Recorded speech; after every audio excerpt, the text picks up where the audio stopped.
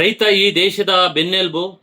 ರೈತ ಏನಾದರೂ ಕೂಡ ಬೆಳೆಯನ್ನ ಬೆಳೆದ ಹೋದ್ರೆ ನಾವು ನೀವುಗಳೆಲ್ಲ ಮಣ್ಣು ತಿನ್ಬೇಕಾಗ್ತದೆ ಮತ್ತೊಂದು ಅಂತೇಳಿ ಇದೇ ನಮ್ಮನ್ನ ಆಳುವಂತ ರಾಜಕಾರಣಿಗಳು ಉದ್ದುದ್ದ ಭಾಷಣ ಬಿಗಿಯುವಂಥದ್ದು ನಾವು ನೋಡಿದ್ದೇವೆ ಸ್ನೇಹಿತರೆ. ಯಾಕೆ ಈ ವಿಚಾರವನ್ನ ಹೇಳ್ತಾ ಇದ್ದೀನಿ ಅಂತ ಅಂದ್ರೆ, ನೋಡಿ, ಬಿಡದಿ ಟೌನ್ಶಿಪ್ ಅಂತೇಳಿ ಸರ್ಕಾರ ಏನು 9,200 ಎಕರೆಯನ್ನ ಅಕ್ವೈರ್ ಮಾಡಿಕೊಂಡು ಅಲ್ಲಿ ಏನೋ ಒಂದು ಇಂಪ್ರೂವ್ಮೆಂಟ್ ಮಾಡ್ತೀವಿ, ಗ್ರೇಟರ್ ಬೆಂಗಳೂರು ನೆಪದಲ್ಲಿ ಅಲ್ಲಿ ಹೋಗಿ ರೈತರ ಜಮೀನನ್ನ ಕಿತ್ಕೊಂಡು ಅವರ ಒಂದು ಸಮಾಧಿ ಕಟ್ತಕ್ಕಂಥ ಕೆಲಸವನ್ನ ಮಾಡಕ್ ಹೊರಟಿರುವಂತಹ ಸರ್ಕಾರಕ್ಕೆ ನನ್ನದೊಂದು ಧಿಕ್ಕಾರ ಸ್ನೇಹಿತರೆ. ಅಲ್ಲಿ ಪಕ್ಕದಲ್ಲಿ ವಿಡಿಯೋ ಬರ್ತಾ ಇರೋದು ನೋಡ್ತಾ ಇರೋ ಸ್ನೇಹಿತರೆ, ಎಷ್ಟೊಂದು ಫಲವತ್ತಾಗಿದೆ, ಎಷ್ಟೊಂದು ತೆಂಗುಗಳಿದೆ, ಅಡಿಕೆಗಳಿದೆ, ಯಾವ ರೀತಿಯಾಗಿ ಗ್ರೀನ್ ಆಗಿ ಕಾಣ್ತಾ ಇದೆ. ಮತ್ತೊಂದು, ಫಲವತ್ತಾಗಿ ಭೂಮಿ ಇಲ್ದ ಹೋದ್ರೆ ಈ ರೀತಿಯಾಗಿ ಬೆಳೆ ಬರ್ತದ. ಮತ್ತೊಂದು, ಈ ರೀತಿಯಾಗಿ ನೀವು ಎಲ್ಲ ಕೊಟ್ಟುಬಿಡಿ, ನಾವು ನಿಮಗೆ ಒಂದು ಎಕರೆಗೆ 1 ಕೋಟಿನೋ 2 ಕೋಟಿನೋ 3 ಕೋಟಿನೋ ಕೊಡ್ತೀವಿ ಅಂತ ಹೇಳಿ ಈ ರೀತಿಯಾಗಿ ಆಸೆ ಆಕಾಂಕ್ಷೆಗಳನ್ನ ಒಡ್ಡಿ ಅವ್ರ ಹತ್ರ ಕಿತ್ಕೊಂಡು ಅಲ್ಲಿ ದುಡ್ಕೊಂಡು ತಿನ್ನುವಂತಹ ರೈತರನ್ನ ಈ ರೀತಿಯಾಗಿ ಇನ್ನೊಂದು ಕಡೆ ಒಕ್ಕಲೆಬ್ಬಿಸಿ ಅವರು ಎಲ್ಲ ಒಂದು ಕಡೆ ಹೋಗಿ ಜೀತ ಮಾಡುವಂತಹ ಸ್ಥಿತಿಯನ್ನ ನಿರ್ಮಾಣ ಮಾಡ್ತಿರುವಂತಹ ಈ ಸರ್ಕಾರಗಳು ನಿಮಗೆ ನಾಚಿಕೆ ಆಗ್ಬೇಕು. ಅಲ್ಲಿಯ ರಾಜಕಾರಣಿಗಳು ಹೇಳ್ತಾನೆ, ಅಲ್ಲಿ ಏನೂ ಇಲ್ಲ, ಬರಡು ಭೂಮಿ, ಮತ್ತೊಂದು ಏನು ಬೆಳೆಯಕ್ಕೆ ಯೋಗ್ಯವಾಗಿಲ್ಲ ಮತ್ತೊಂದು ಅಂತ ಹೇಳ್ತಿರಲ್ಲ. ಹೋಗಿ ಸಮೀಕ್ಷೆ ಮಾಡಿ, ನೀವೇ ಹೋಗಿ ಖುದ್ದಾಗಿ ಯಾರೋ ಅಧಿಕಾರಿಯನ್ನ ಕಳಿಸಿ ನೀವು ಸಮೀಕ್ಷೆ ಮಾಡಿ ಅಲ್ಲಿ ಏನೂ ಇಲ್ಲ ಮತ್ತೊಂದು ಅಂತ ಹೇಳಿ ವರದಿಯನ್ನ ತಗೊಂಡು ನೋಡ್ಕೊಂಡು ಅದ್ರ ಮೇಲೆ ಸ್ಟೇಟ್ಮೆಂಟ್ ಕೊಡುವಂಥವ್ರು ವಾಸ್ತವ ಹೋಗಿ ನೋಡಿ, ಅಲ್ಲಿ ಠಿಕಾಣಿ ಊಟ ನೋಡಿ ಯಾವ ರೀತಿಯಾಗಿ ಬೆಳೆಯನ್ನ ಬೆಳೀತಾ ಇದ್ದಾರೆ, ಯಾವ ರೀತಿಯಾಗಿ ಹೈನುಗಾರಿಕೆ ಮಾಡ್ತಾ ಇದ್ದಾರೆ, ರೇಷ್ಮೆ ಬೆಳೀತಾ ಇದ್ದಾರೆ, ಹಣ್ಣು ಬೆಳೀತಾ ಇದ್ದಾರೆ, ತರಕಾರಿ ಬೆಳೀತಾ ಇದ್ದಾರೆ, ಇವೆಲ್ಲನೂ ಕೂಡ ಫಲವತ್ತಾಗಿಲ್ದವನೇ ಬಂದ್ಬಿಡ್ತಾವ.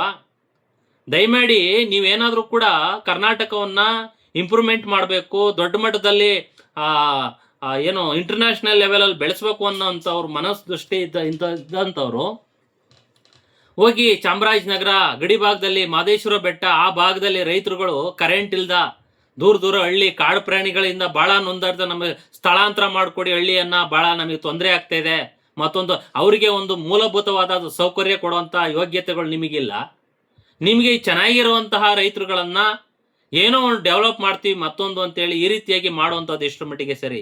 ಹೋಗಿ ಉತ್ತರ ಕರ್ನಾಟಕಕ್ಕೆ, ಅಲ್ಲಿಂದ ಎಷ್ಟೋ ಜನ ಇವತ್ತು ಕೂಲಿ ಕಾರ್ಮಿಕರು, ಎಷ್ಟೋ ಜನ ಇವತ್ತು ಮಕ್ಕಳು ಸಂಸಾರ ಸಮೇತ ಬೆಂಗಳೂರು ಕಡೆ ಮತ್ತೊಂದು ಕಡೆ ಮಕ ಮಾಡಿ ನೋಡ್ತಾರೆ. ಅಲ್ಲಿ ಹೋಗಿ ಇಂಪ್ರೂವ್ಮೆಂಟ್ ಮಾಡಿ ಅವರಿಗೆ ಅಲ್ಲಿಯ ಒಂದು ಆ ಕೆಲಸವನ್ನು ಒದಗಿಸ್ಕೊಡಿ. ಅವರೆಲ್ಲ ಮಾಡುವಂತಹ ನಿಮಗೆ ಯೋಚನೆಗಳಿಲ್ಲ. ಇಲ್ಲಿ ಬಂದು ಗ್ರೇಟರ್ ಬೆಂಗಳೂರು ನೆಪದಲ್ಲಿ ದಳ್ಳಾಳಿಗಳಿಗೆ, ರಿಯಲ್ ಎಸ್ಟೇಟ್ ಮಾಡುವಂಥವ್ರಿಗೆ, ಅಧಿಕಾರಿಗಳ ರಿಲೇಷನ್ಗಳಿಗೆ, ಅವ್ರಿಗೆ ಮಾತ್ರ ಸಿಗುವಂತಹ ಈ ಸೈಟ್ಗಳು ಮತ್ತೊಂದು ಬಡವ್ರ ಬಗ್ಗೆ ತಾಳಕ್ಕಾಗುತ್ತಾ ಸ್ವಾಮಿ? ಇಲ್ಲಿ ಯಾರಿಗೆ ನಿಮಗೆ ಬಿಡದಿ ಟೌನ್ಶಿಪ್ ಏನಾರ ಮಾಡಿದ್ರೆ ಹಳ್ಳಿಯರಿಗೂ ಸಾಮಾನ್ಯ ಜನರಿಗೂ ಕೂಡ ಉಪಯೋಗ ಆಗಲ್ಲ. ಏನಿದ್ರು ರಿಯಲ್ ಎಸ್ಟೇಟ್ ಮಾಡುವಂಥವ್ರು, ಅಧಿಕಾರಿಗಳ ರಿಲೇಷನ್ಗಳು, ನಿಮ್ಮ ರಾಜಕಾರಣಿಗಳು ಹಿಂದ್ಗಡೆ ಇರೋ ಚೇಲಗಳು ಮತ್ತೊಬ್ರು, ಅವ್ರಿಗೆ ಮಾತ್ರ ಅನುಕೂಲ ಆಗ್ತದೆ. ಅಲ್ಲಿರೋಂಥವ್ರಿಗೆ ಯಾರಿಗೂ ಅನುಕೂಲ ಆಗಲ್ಲ. ನೀವು 1 ಎಕರೆಗೆ 2 ಕೋಟಿ 3 ಕೋಟಿ ಕೊಡ್ತೀನಿ ಅಂತಿರಲ್ಲ, ಪಕ್ಕದಲ್ಲಿ ನೀವು ಮಾಡಿರುವಂಥ ಲೇಔಟಲ್ಲೇ ಏನೋ ಪಕ್ಕದಲ್ಲಿ ಇನ್ನೊಂದು ಸೈಡ್ ತಗೊಂಡು ಕೋಟ್ಯಾಂತರ ರೂಪಾಯಿ ಹೇಳ್ತಾರೆ. ಆ ಕೋಟಿಯನ್ನ ಕೊಟ್ಟು ಅವ್ನ ಸೈಡ್ ತಗೊಂಡು ಮನೆ ಯಾವಾಗ ಕಟ್ಟಬೇಕು? ಅವ್ನು ಇನ್ನೊಂದು ಕಡೆ ಜೀತ ಮಾಡ್ತಕ್ಕಂಥ ಕೆಲಸವನ್ನ ಮಾಡ್ತೀರಾ. ಅವನ್ನೆಲ್ಲೋ ದುಡ್ಕೊಂಡು ತಿನ್ನೋವನ್ನ ಕಿತ್ಕೊಂಡು ತಿರ್ಕೊಂಡು ತಿನ್ನೋ ಥರ ಮಾಡುವಂತಹ ಈ ಸರ್ಕಾರ ಹೊರಟಿರೋ ನನ್ನದೊಂದು ಧಿಕ್ಕಾರ ಸ್ನೇಹಿತರೆ. ಎಲ್ಲರೂ ಕೂಡ ಯೋಚನೆ ಮಾಡಬೇಕಾಗ್ತದೆ. ಮುಂದಿನ ದಿನಗಳಲ್ಲಿ ಇದು ಏನು ಈ ಭಾಗದಲ್ಲಿ ಬಿಡದಿ ಭಾಗದಲ್ಲಿ ಟೌನ್ಶಿಪ್ ಮಾಡಕ್ ಕೊಟ್ಟಿದ್ದಾರೆ, ಇನ್ನು ಬೆಂಗಳೂರು ನಾನಾ ಭಾಗದಲ್ಲೂ ಕೂಡ ಬರ್ತಾರೆ. ಇದೇ ರೀತಿಯಾಗಿ ಭೂ ಸ್ವಾಧೀನವನ್ನ ಅಕ್ವೈರ್ ಮಾಡಿಕೊಂಡು ಅಲ್ಲಿಯ ರೈತರುಗಳನ್ನ ಎಲ್ಲರನ್ನೂ ಕೂಡ ಬೇರೆ ಬೇರೆ ಕಳಿಸಿ ಅವ್ರು ಒಂಥರ ಇವತ್ತು ಅವ್ರ ಜಮೀನು ಇತ್ತು ನಮ್ದು ಅನ್ನೋದು ಕೂಡ ಮರ್ತ್ಕೊಂಡು ಅವರು ಒಂದು ಕೂಲಿ ಕೆಲಸವನ್ನ ಮಾಡಿಕೊಂಡು ಆ ರೀತಿಯಾಗಿ ಮಾಡ್ತಾ ಇದ್ದಾರೆ. ದಯಮಾಡಿ DK ಶಿವಕುಮಾರ್ ಅವರೇ, ನಿಮ್ಮ ಮಾತನ್ನು ಕೂಡ ನಾವು ಕೇಳಿದ್ದೇವೆ. ನೀವು ಮಾಧ್ಯಮಗಳಲ್ಲಿ ಇಲ್ಲ, ಅಲ್ಲಿ ಏನೂ ಇಲ್ಲ, ಬೆಳೆಯೋಕ್ಕಾಗಲ್ಲ, ಮತ್ತೊಂದಿಲ್ಲ, ಬರಡು ಭೂಮಿ ಅಂತ ಹೇಳ್ತೀರಾ. ನೋಡಿ, ಆ ತೆಂಗಿನ ತೋಟಗಳು ಯಾವ ರೀತಿಯಾಗಿ ಕಾಣ್ತಾ ಇದೆ. ಹೋಗಿ ಸಮೀಕ್ಷೆ ಮಾಡಿ. ಯಾವನೋ ಒಬ್ಬ ಅಧಿಕಾರಿ ಸಮೀಕ್ಷೆ ಮಾಡಿ ಕೊಟ್ಟಿದ್ದಾನ, ನೀವು ಅದನ್ನೇ ಫೈನಲೈಸ್ ಮಾಡಿಕೊಂಡು ಮಾಡಕ್ ಕೊಟ್ಟಿದ್ದೀರಲ್ಲ, ನೀವು ಖುದ್ದಾಗಿ ಸಮೀಕ್ಷೆ ಮಾಡಿ. ಸಮೀಕ್ಷೆ ಮಾಡೋದು ಬಿಟ್ಟು ಮಾಧ್ಯಮಗಳಲ್ಲಿ ಹೇಳ್ತಾ ಇದ್ದೀರಾ ಅಲ್ಲಿ 20% ರೈತರು ಒಪ್ಕೊಂಡಿಲ್ಲ, ಇನ್ನು 80% ಒಪ್ಕೊಂಡಿದ್ದಾರೆ ಅಂತೇಳಿ. ಅಲ್ಲಿ ಹೋರಾಟವನ್ನ ಮಾಡುವಂತ ರೈತರುಗಳನ್ನ ಲೆಕ್ಕ ಹಾಕೊಂಬನ್ನಿ. ನೀವು ಒಂದೊಂದು ಊರಲ್ಲಿ ಹೋಗಿ ಯಾವ ರೀತಿಯಾಗಿ ಹೋರಾಟವನ್ನ ಮಾಡ್ತಾ ಇದ್ದಾರೆ.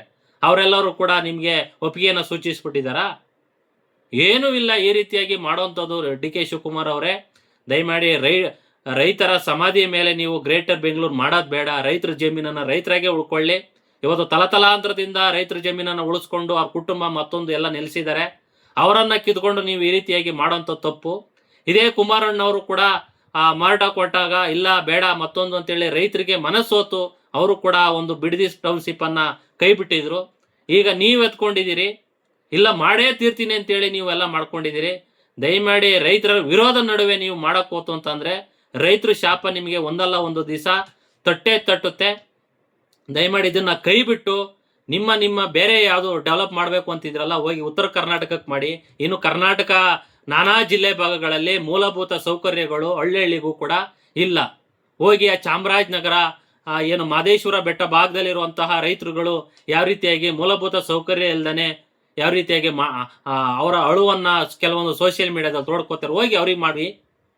ಅದನ್ನೆಲ್ಲ ಮಾಡೋದು ಬಿಟ್ಟು ನೀವು ಚೆನ್ನಾಗಿರುವಂತಹ ಜಮೀನಿಗೆ ಬಂದ್ಬಿಟ್ಟು ಇವೆಲ್ಲ ಮಾಡ್ತೀನಿ ಅಂತ ಹೇಳಿದ್ರೆ ತಪ್ಪು ಅನ್ನೋದನ್ನ ನಿಮ್ಮ ಮುಖಾಂತರ ಹೇಳ್ತಾ, ಯಾವುದೇ ಭಾಗದಲ್ಲೂ ಕೂಡ ರೈತರು ಬುಡಕ್ಕೆ ಹೋಗ್ಬಿಡಿ, ನಾವು ನಿಮ್ಮ ಜೊತೆಯಾಗಿರ್ತೀವಿ, ನಾವು ಕೂಡ ನಿಮ್ಮ ಧ್ವನಿಯಾಗಿರ್ತೀವಿ ಅಂತೇಳಿ ನಾನೊಬ್ಬ ರೈತನ ಮಗಾಗಿ ಈ ವಿಡಿಯೋ ಮುಖಾಂತರ ರೈತರಿಗೆ ಬೆಂಬಲ ಕೊಡಕ್ಕೆ ಬಯಸ್ತೇನೆ. ಸ್ನೇಹಿತರೆ, ದಯಮಾಡಿ ಸರ್ಕಾರಕ್ಕೆ ಮನವಿ ಮಾಡ್ಕೊಳ್ತೇವೆ, ಈ ಬಿಡದಿ ಟೌನ್ಶಿಪ್ ಅನ್ನ ಕೈ ಬಿಟ್ಟು ಅಲ್ಲಿಯ ರೈತರಿಗೆ ಬದುಕುವಂತ ಅವಕಾಶವನ್ನ ಕಲಿಸ್ಕೊಡ್ಬೇಕು ಅಂತೇಳಿ ನಾನು ಎಲ್ಲ ನಮ್ಮ ಸರ್ಕಾರಕ್ಕೆ ಮತ್ತೆ ಡಿ.ಕೆ. ಶಿವಕುಮಾರ್ ಅವ್ರಿಗೆ, ಅವರ ಮಂತ್ರಿ ಮಂಡಲಕ್ಕೆ, ಹಾಗೆ ವಿರೋಧ ಪಕ್ಷದಲ್ಲಿ ಬಿಜೆಪಿ ಅವರು ಹಲವಾರು ಜಿಲ್ಲೆಗಳು ಎಲ್ಲರೂ ನಾಯಕರುಗಳು ಕೂಡ ಇದಕ್ಕೆ ಬೆಂಬಲ ಸೂಚಿಸಿ ಆ ಬಿಡದಿ ಟೌನ್ಶಿಪ್ ಅನ್ನ ಕೈ ಬಿಡುವಂತ ಕೆಲಸವನ್ನ ಮಾಡ್ಲಿ ಅಂತೇಳಿ ನಾನು ಮುಖಾಂತರ ಎಲ್ಲರಿಗೂ ಕೂಡ ಮನವಿ ಮಾಡ್ಕೊಳ್ತೇನೆ. ಸ್ನೇಹಿತರೆ, ಜೈ ಹಿಂದ್, ಜೈ ಕರ್ನಾಟಕ, ಮತ್ತೆ ಜೈ ಜವಾನ್, ಜೈ ಕಿಸಾನ್.